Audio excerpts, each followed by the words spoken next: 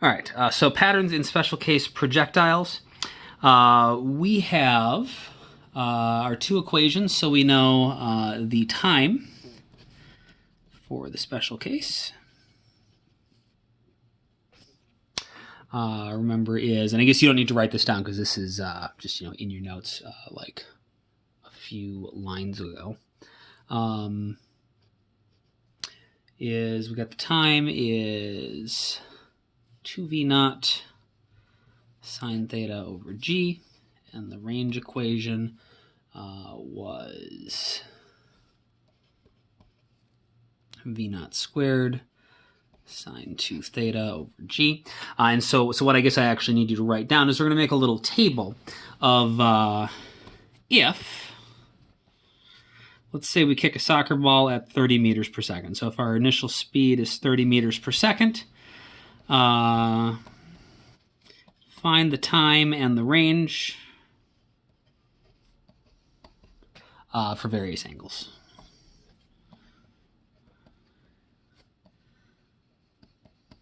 So we need to make a little table that we can do that in. So we're going to have a table, we're going to have 3 columns. We're going to have the angle. We're going to have the time. And we're going to have the range. And we're going to do every 15 degrees starting at 0, so that'll give us a nice sort of cover everything. So 0, 15, 30, 45, 60, 75, and 90. And so if we go and calculate these, and so we plug in 30 for our initial speed and then plug all these angles in. So we see the time. The time for 0 degrees is 0 seconds. So this will be in seconds. This will be in meters. This is in degrees. All right, so and that should make sense because if you kick a soccer ball at 0 degrees, it will never leave the ground. If it never leaves the ground, then it can't ever become a projectile. And so it spends 0 seconds as a projectile, and its range as a projectile is 0 meters. Now that doesn't mean that it doesn't go anywhere. Obviously it's going to roll along the ground. What it means is that it doesn't go anywhere as a projectile. Because you kick it, it never leaves the ground. So it spends 0 seconds as a projectile and it travels forward 0 meters as a projectile, but it rolls along the ground as a rolling object for a while. And now if we kick it at 15 degrees, that's a relatively shallow angle, and do the calculation, we see that it spends 1.6 seconds in the air, and it's going to travel 45.9 meters.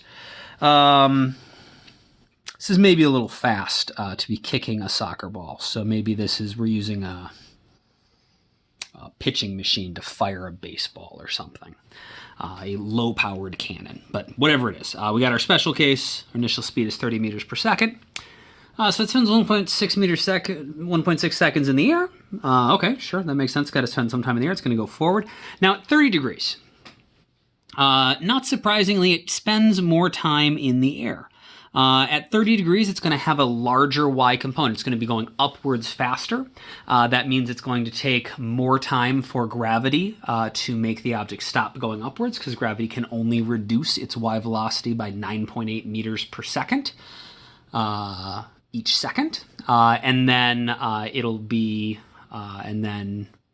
it'll have traveled pretty far up at that point, and so gravity will take a bunch of time to make it fall back down as well. And so it makes sense that as this angle goes up, it's going to spend more and more time in the air. If you think about if you've ever played catch with someone, the bigger the angle you throw like a baseball at, the longer it spends in the air. And so it should make sense that this is going up. Also, you might know from throwing a ball that if someone backs up and you need to throw a ball slightly further, you can at least initially just throw it at a slightly larger angle and it'll go further. At least, there's diminishing returns. But if you're throwing at a relatively low angle, you can throw a little bit higher of an angle and it should go further. And indeed, we see it goes 79.5 meters. So let's see what happens if we continue. So 45 degrees, not surprisingly, it spends more time in the air because it had a larger initial y velocity. So it takes longer for gravity to get it to stop and come back down. And again, we see that as we increase the angle, it goes further, which again should be maybe consistent with like your gym class experience of throwing an object. And then at 60 degrees, we see it takes 5.3 seconds. But then all of a sudden our range comes back down to 79.5. And this should make sense. If you're throwing a ball, at some point, throwing it at a higher and higher an angle stops actually making it go further. Like at some point, like in the most extreme case, you just wind up throwing it straight up. It comes right back down, doesn't go anywhere, right? But if you throw it at a really high angle, so it makes like a really, really high arc, it's not going to go very far. And we can see that is something that has happened here. When we got up to 60 degrees, we're now actually becoming less efficient. So it's spending a lot of time in the air because we threw it at a really high angle, but it doesn't go as far as if we threw it at a slightly lower angle. At 75 degrees, spends 5.9 seconds in the air, and it goes 45.9 meters.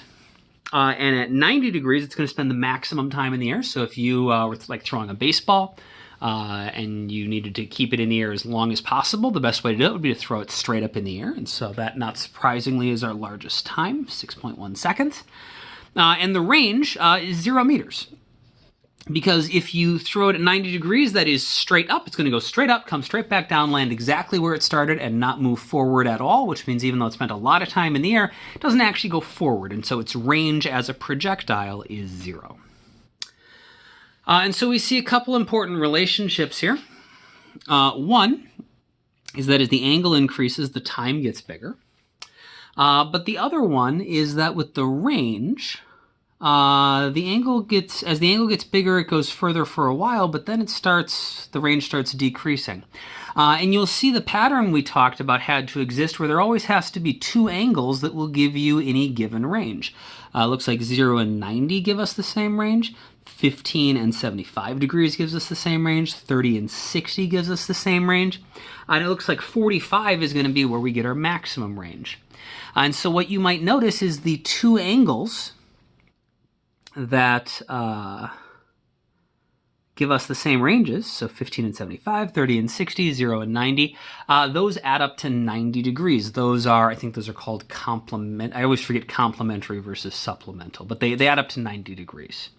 And so if it's complementary angles, 0 and its complement 90 degrees have the same range, 15 and its complement 75, those have the same range. And so, of course, the angle that adds to 45 to give you 90 is 45. And so again, if it's complement that we're talking about, the complementary angle to 45 would be 45. And so this is the one time where we don't have another angle that's going to give us the same range. And that is going to occur at the maximum range. So our range is going to increase until it gets to some maximum and then decrease. One other thing that we didn't actually calculate, but we should be able to sort of intuitively recognize, is about the height that it goes. The higher the angle you throw it at, the more time it spends in the air. The reason it's spending more time in the air is because the y velocity was bigger. It was going up faster. It takes longer for gravity to get it to come back down. And so the bigger the launch angle, the higher up it's going to go. And so if we were to draw a picture of what this looks like, what we're going to see is this. So we got our ground.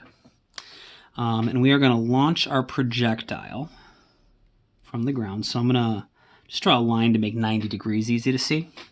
And we're going to start with 45 degrees. So I'll put a line at exactly 45 degrees. We've got 0 and 90 marked. So then we need to do 15 and 30. So we're going to divide this into thirds. So put 2 lines in there. And then 2 lines in here, dividing the top section into thirds as well. And so now, roughly speaking, we have a line at each angle, 15 through 90 degrees. We know the maximum range occurs at 45 degrees, and so we can take our 45-degree line and draw a parabola, and that's going to go the furthest, like so. We know that 30 degrees didn't go quite as far, and it should make sense with this lower launch angle. It's also not going to go as high up. So that's maybe going to land somewhere like this. And then at 15 degrees, again, it's not going to go as high. We also know it doesn't go as far, and so it looks something like that. We know that, so this is 15 degrees. This is 30 degrees. And this was 45 degrees here. We know that 60 degrees should land in the same spot as 30 degrees. But because we've got this bigger angle here, we know it's going to go higher into the air, right? But it's eventually got to come back down to here. And so we'll draw that in. Parabola, it should be symmetrical. And come back down into the, so it lands in the exact same spot as our 30-degree angle, but that's our 60 degrees. And then 75 degrees has an even bigger angle, and so not surprisingly, it's going to go even higher. But we know that lands in the same spot as our 15.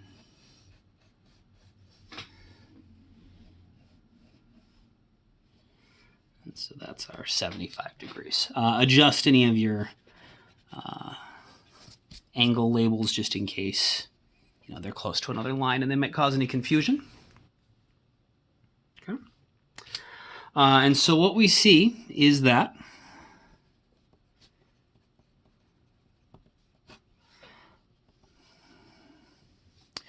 as the angle increases,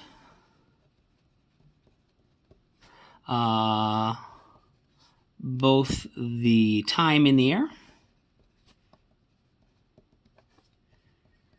and the max height increase. So we saw that, here. So as the time increased, that's not the one we were using.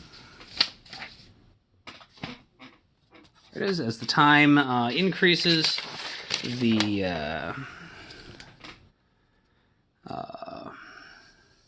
the angle increased, the time increased. And then we can also conclude that the max height increases. Our other observation is that I have used my space poorly here. We'll do it at the bottom. Our other observation is that the max range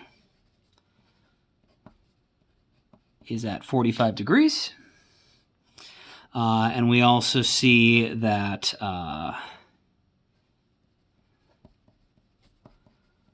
angles that add to 90 have the same range.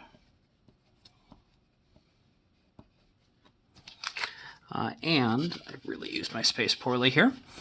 So our max range is 45 degrees. Angles that add to 90 have the same range. So 30 and 60, 15 and 75. And that angles closer to 45 degrees have a larger range.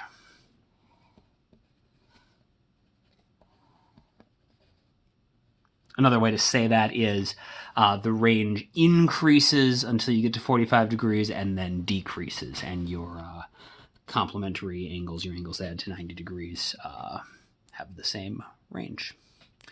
And that pattern especially is something that would be very fair game for any sort of, for our test, for the AP test, just something that you should be aware of. That the max range occurs at 45 degrees for a simple projectile, and that these angles that add up to 90 degrees have the same range. The one last thing I want to show you is just to make sure it is clear what's going on. I want to try to show you, I can't animate it, but I'm going to try to show you what's going on as time goes by. So we know that the 15 should land first, then the 30, then the 45, then the 60, then the 75, which means that the first one to hit is going to be here, and then here, and then here, and then they're going to come back. And so I'm just going to try to show you that quick. You do not need to draw this. You can just watch.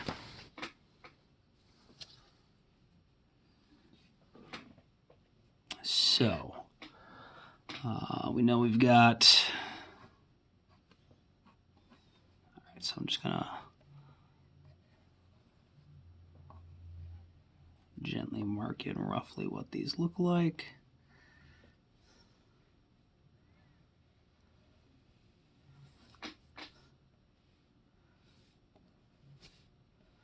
All right, so if we were watching a video of this happening, this is roughly what would happen. And this might not be perfectly to scale, but hopefully this lets you see what's going on. So we would fire, say we had, 5 identical cannons all in the same spot, and we fired each one of them with the same initial speed, just at these different angles. So each one of them would take off along their paths. And the one that's going to spend the least time in the air, 15 degrees, that's going to be the first one to reach the top of its path, which should make sense because, the other ones are also traveling along, but their paths are longer, and so they haven't gotten to their max height yet. And then as this one is coming back down, our next one, our 30 degrees, is going to reach its max height. These other ones are still continuing to move up. And then the first one to hit the ground is, of course, the one at 15 degrees. And so that collision occurs first. And then we would see, this one is coming down. Sometime around here, this one is going to be the next one to get to its maximum height. And these two are still on their way up. And then, time continues, and so now these two are both going down. This one finally is able to reach its maximum height. This one is still moving upwards. And then finally, these are coming down. Our highest angle would finally reach its maximum height. And then as they continue to come down, and I don't know exactly the sequencing here, but roughly what's going to happen. This one is going to hit the ground first, while these are still coming down. By the sequencing, I don't know, if this one hits the ground before this one reaches its maximum height. But this one is definitely going to hit the ground next, because it's got the next shortest path. And then as they continue, this one goes, this one goes, this one goes. And so now the one that went the maximum range, that's finally going to hit. These two are still falling. And then, as they fall, it looks like this. And so then the next one to hit the ground is our 60-degree one.